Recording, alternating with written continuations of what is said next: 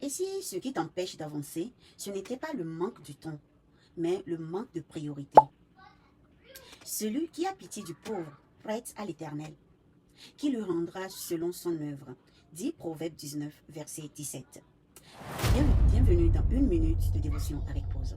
Dis-moi, combien de fois as-tu terminé une journée complètement fatigué, mais avec le sentiment de n'avoir rien fait d'essentiel? Nous sommes tous occupés.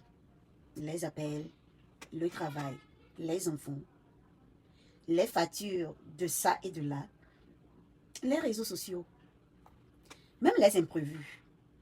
Toutes ces choses réclament notre attention. Mais la Bible nous rappelle aujourd'hui une vérité très importante.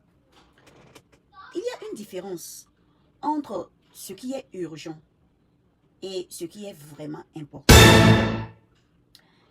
Nous disons souvent que Dieu, notre famille, nos rêves sont importants. C'est ça, non?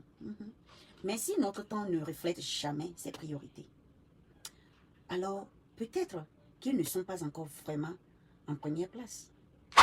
Dieu nous rappelle à vivre avec intention, ok? À choisir ce qui construit notre vie plutôt que ce qui occupe simplement nos journées.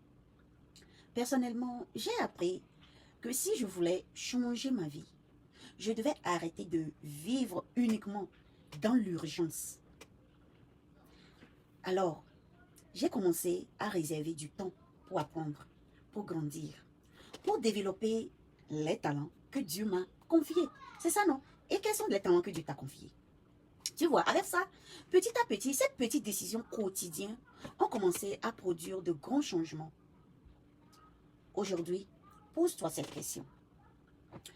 Est-ce que ce qui remplit mon agenda construit aussi mon avenir? Si tu as pu poser cette question à toi-même et si tu es honnête, crois-moi, tu ne vas pas regretter. Merci d'avoir partagé cette une minute avec moi.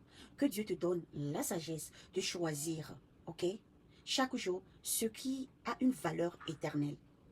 Construisons notre foi et en même temps notre héritage un jour à la fois. Et si cette parole te parle, et si cette parole t'encourage, partage-la avec une personne qui a besoin de ça aujourd'hui.